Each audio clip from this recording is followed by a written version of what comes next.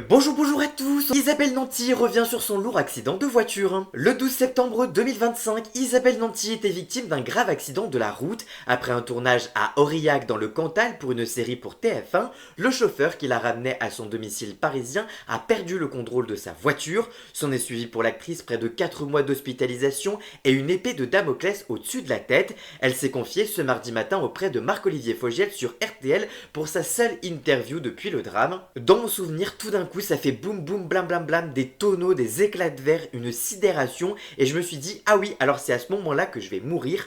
Transportée en urgence à l'hôpital, Isabelle Nanty souffre de 10 fractures, a le sternum enfoncé, mais surtout s'est fracturé la cervicale numéro 2. La cervicale numéro 2, normalement c'est la mort ou la tétraplégie. Pendant près de 4 mois, vous aviez une épée de Damoclès au-dessus de la tête. Si cette cervicale se déplaçait, vous risquiez la mort en permanence ou la tétraplégie, a résumé le journaliste. Moi je n'y ai pas pensé pendant tout le temps, c'est le médecin qui régulièrement me mettait dans la réalité et j'ai voulu voir les IRM, j'ai voulu voir les scanners, j'ai voulu bien visualiser ma blessure pour ne pas faire n'importe quoi. Comme je suis un peu âgé, j'ai de l'ostéoporose, donc c'est un peu plus lent que pour une personne jeune, et donc ça commence à se consolider, donc la rééducation se fait avec beaucoup de prudence aussi, mais j'ai confiance, j'attends de voir si je peux tourner la tête, parce que quand je joue, j'ai besoin de tous ces moindres petits muscles, parce que c'est là que j'ai aussi découvert l'anatomie humaine. Je me rends compte que quand je m'exprime, tout est sollicité, on est vraiment un instrument quoi. Je suis obligé de terminer la série que j'ai avec TF1 et que j'ai déjà commencé. Je le ferai avec les capacités que j'aurai, mais pour le moment, le minimum ce sera quand même de pouvoir tourner la tête. Marc-Olivier Fogiel au micro de RTL Matin ce mardi 27 janvier 2026. Le chauffeur VTC n'avait plus de points sur son permis depuis 2018, son véhicule n'était plus assuré et sa carte professionnelle était en cours de renouvellement. Lui, manifestement, ne savait pas qu'il n'avait plus de points sur le permis.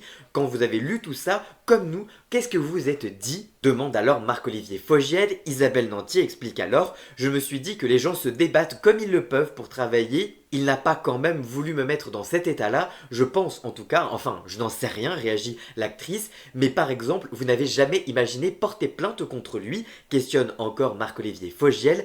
Non, indique-t-elle, vous savez que vous êtes quand même assez unique, lance-t-il, intrigué. Bah non, mais je me suis dit, il n'a aucune intention de nuire, ça le regarde et puis ça l'appartient à l'enquête, tout ça. Je n'ai pas le temps pour en vouloir au chauffeur. J'ai rencontré en plus des gens tellement géniaux que ce serait indigne de me mettre dans un combat qui est tellement indigne de ces gens que j'ai rencontrés. J'essaye déjà de m'y retrouver moi. Qu'est-ce que j'aurais envie de faire après? Et une chose est sûre, j'ai envie de rire, j'ai envie de voir mes amis, j'ai envie d'être avec ma fille, j'ai envie de vivre, j'ai envie de trouver une bonne plage où je pourrais aller prendre un bon bain de soleil. C'est le premier truc que je ferai quand je pourrai, mais ça va aller en tout cas et je n'ai pas envie d'en vouloir à ce chauffeur.